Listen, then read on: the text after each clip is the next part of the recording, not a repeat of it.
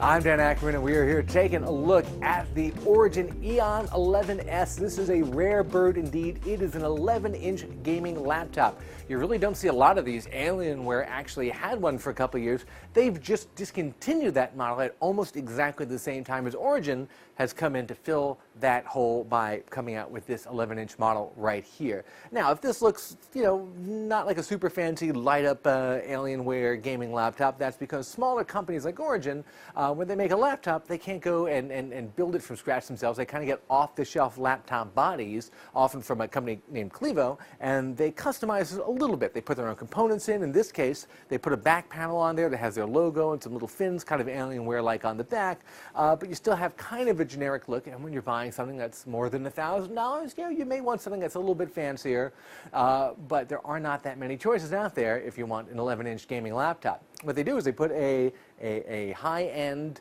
Intel Core i5 or i7 chip in here. We've got an i7 in here and an NVIDIA graphics card, and that's powerful enough to drive a lot of games. Now, the screen is only 11 inches. It's a 1366 by 768 resolution.